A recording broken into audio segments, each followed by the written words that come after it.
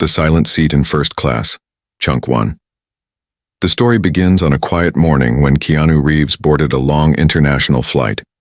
The world knew him as a famous actor, a kind soul and a man who never chased attention, but inside, he carried memories of pain, humility, and lessons that fame could never erase. As he entered the first-class cabin, people noticed him, but he kept his head down. He wore simple clothes, carried only a small black backpack, and gave a gentle nod to the flight attendants. Unlike other celebrities, he did not expect special treatment.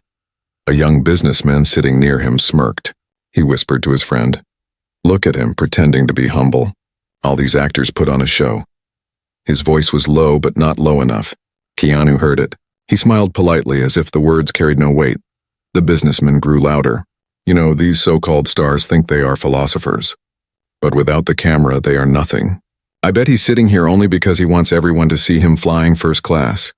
The cabin went silent. Some passengers exchanged uncomfortable glances. The flight attendant looked worried, but Keanu stayed calm. He adjusted his seat, leaned back, and opened a small paperback book he carried in his hand.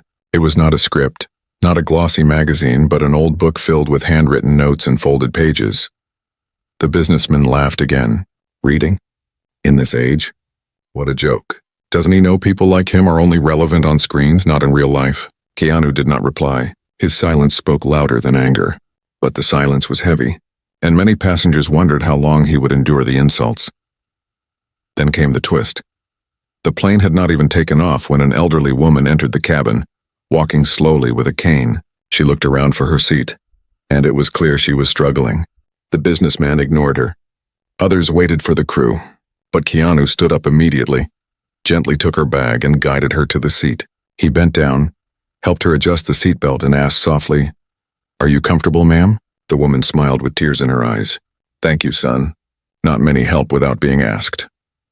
The businessman rolled his eyes, whispering again, "There he goes, acting for the cameras."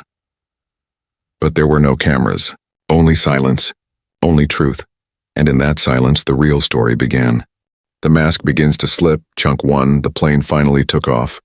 The hum of the engines filled the cabin, but inside Keanu's mind there was only silence.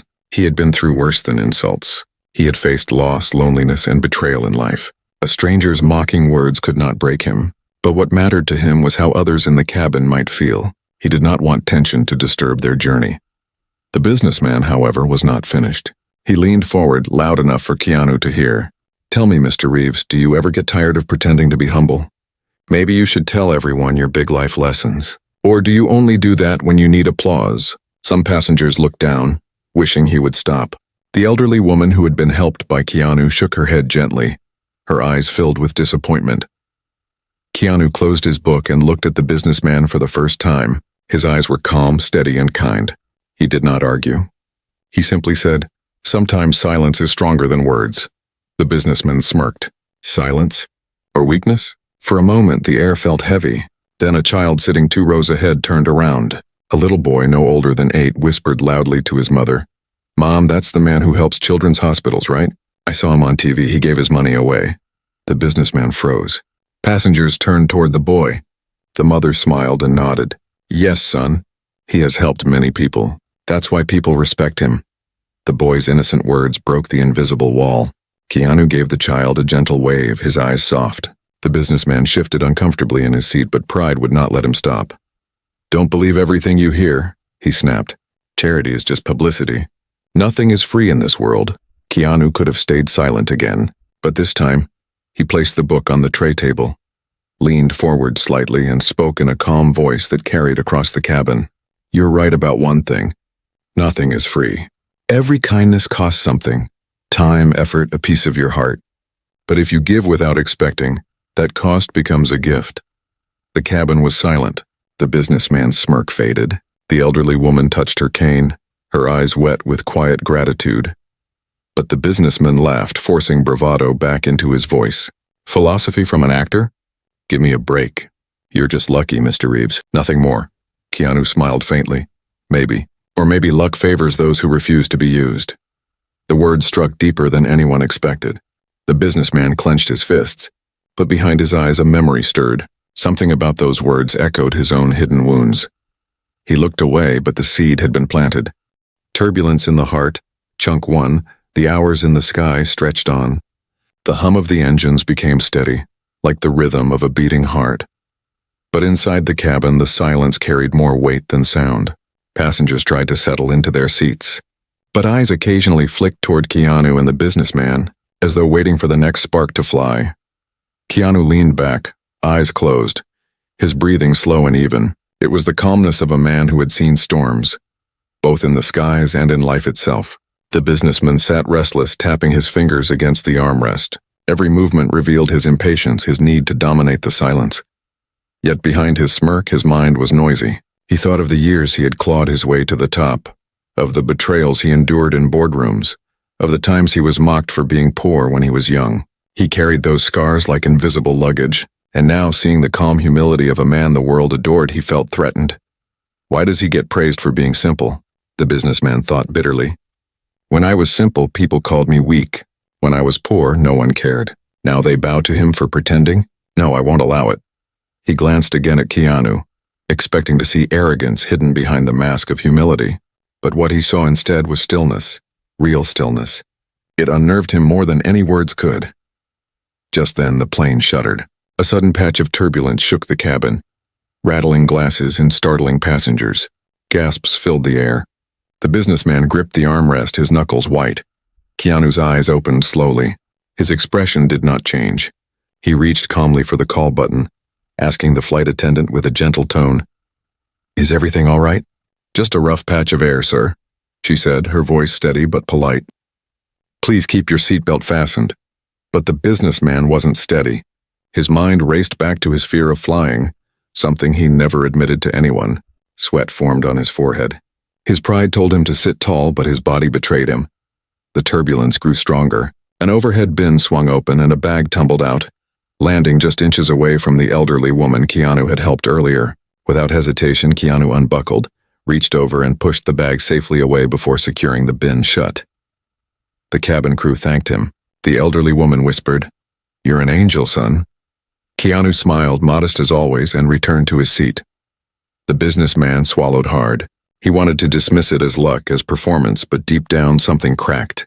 He remembered a time when he was young on a stormy night bus ride, when no one had helped him pick up the books he dropped on the floor. He had felt invisible. He had promised himself he would never be weak again. And now, sitting across from Keanu Reeves, he felt that same old vulnerability creeping back. But pride is a stubborn mask.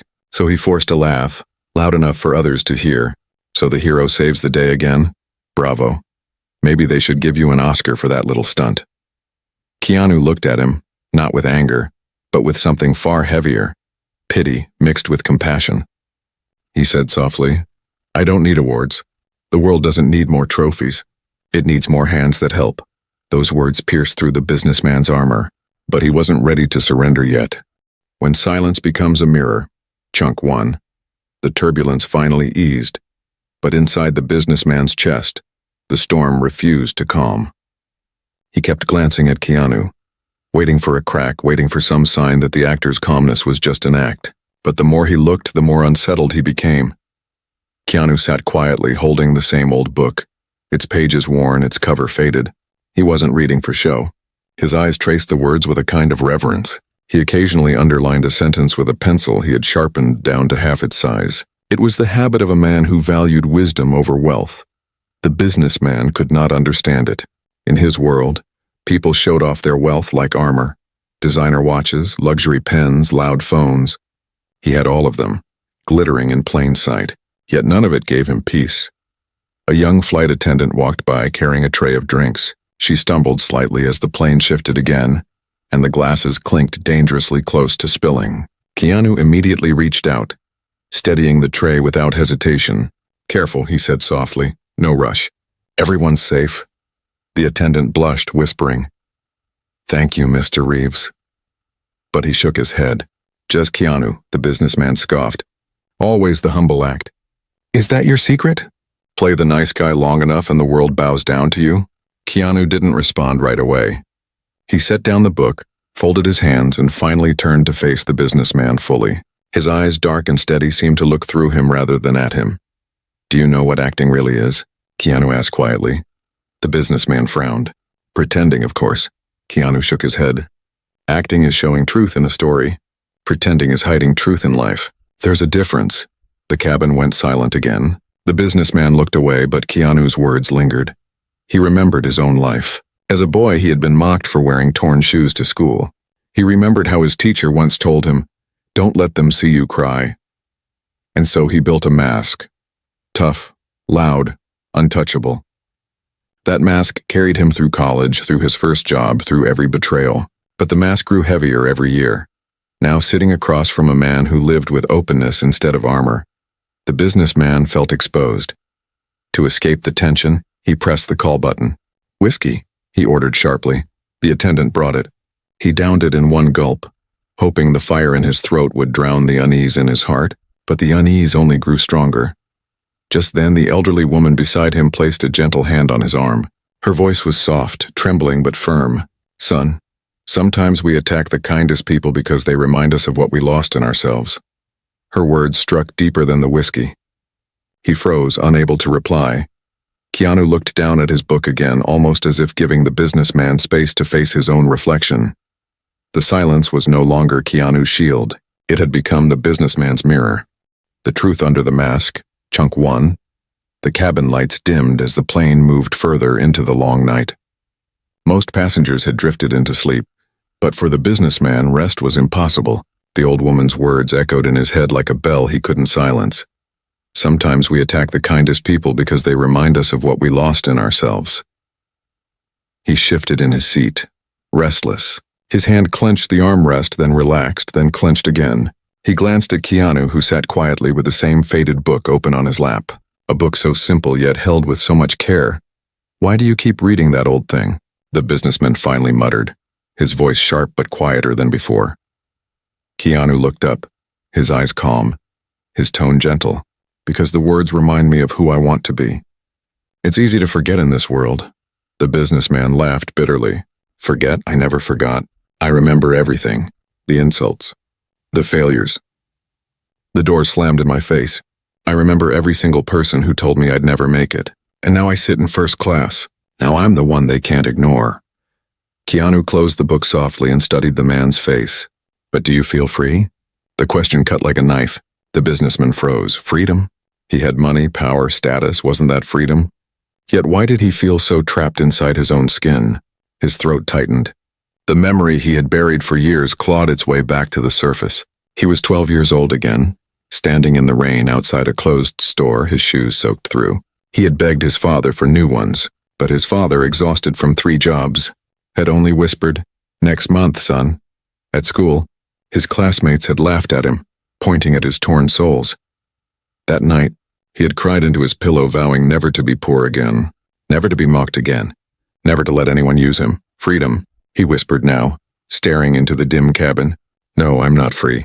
I'm a prisoner of the promises I made to a 12-year-old boy." His voice cracked. For the first time, passengers around him saw not arrogance but pain. Keanu leaned closer, his voice low and filled with understanding. "Pain can build walls or bridges. You chose walls. I chose bridges. That's the only difference between us." The businessman turned sharply. "Bridges? Bridges get walked on, used, broken." Keanu shook his head. "Not if they're built strong enough. A bridge connects. A wall isolates. One makes you useful to others. The other leaves you alone with your trophies." The words hit harder than any insult could. For the first time, the businessman had no comeback. His chest felt heavy, like he had been holding his breath for years and was only now realizing it. Just then the plane dipped again, turbulence jolting passengers awake. Gasps filled the air. The elderly woman clutched her cane tightly, eyes wide with fear. Keanu immediately reached over, steadying her trembling hands. "It's all right. We'll be fine." His voice was so calm, so steady, that even the businessman felt the storm inside him quiet for a moment. He looked at Keanu, and for the first time not with mockery, but with something closer to longing. The breaking of chains, Chunk 1. The businessman sat frozen. The storm outside nothing compared to the storm within him. For years he had built walls of pride, each brick made from pain, fear, and defiance. But now, in the quiet of the cabin, with Keanu's steady presence beside him, those walls began to crack. He whispered, barely audible. You don't understand. People used me, laughed at me, threw me aside.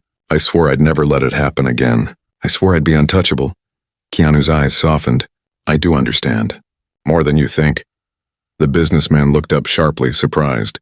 Keanu leaned back in his seat, his gaze drifting toward the dark window where only clouds and night stretched endlessly.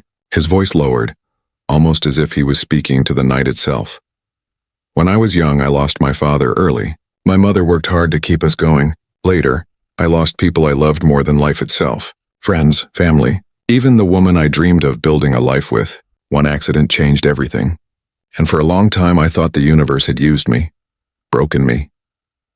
The cabin was silent. Even the hum of the engines seemed distant. The businessman's eyes widened. He had known Keanu's name, his movies, his fame, but he had never known the depth of his losses. So how? The businessman struggled to find words. How do you still choose kindness? How do you not hate the world for what it took from you? Keanu's lips curved into the faintest smile, but his eyes were filled with quiet sorrow. Because hate is another prison, and prisons make you forget what freedom feels like. I chose to forgive, not because the world deserved it, but because I deserved peace. The words sank into the businessman like water soaking into dry earth. He leaned back, his chest heaving as if he had been running for years and was only now forced to stop. For the first time, he felt the weight of his own choices. The deals made not in boardrooms, but in his heart. The deal he had struck with pain, to never be weak again, no matter the cost. But weakness and kindness were not the same. He saw that now. The turbulence rattled the plane again, but this time the businessman didn't flinch. Instead, he turned to the elderly woman sitting nearby. Her hands trembled against the armrest. Without thinking, he reached out and steadied her hand. It's all right, ma'am. You're safe. The words shocked him as much as they surprised her. She looked at him with soft, grateful eyes, whispering, Thank you, son. For a moment, something warm flickered inside his chest, a light he hadn't felt since childhood. He glanced at Keanu, who simply nodded with a small, approving smile. It was not the smile of victory, but of recognition. The quiet landing, Chunk 1, the long night, finally began to soften. Through the cabin windows, the first streaks of dawn painted the clouds in shades of gold and rose. The world below was still asleep, but inside the plane something profound had already awakened. The businessman sat quietly, his posture no longer stiff with arrogance. His shoulders had dropped, his fists unclenched. For the first time in years, his eyes did not burn with anger or competition. They shimmered with something else, something fragile. Humility. He turned toward Keanu. His voice was lower now, stripped of bravado. I spent my whole life proving I wasn't weak. I built walls so high that no one could touch me. But you sit here with no armor at all, and somehow you're stronger than anyone I've ever met. Keanu didn't rush to answer. He let the words settle, let the silence carry its weight.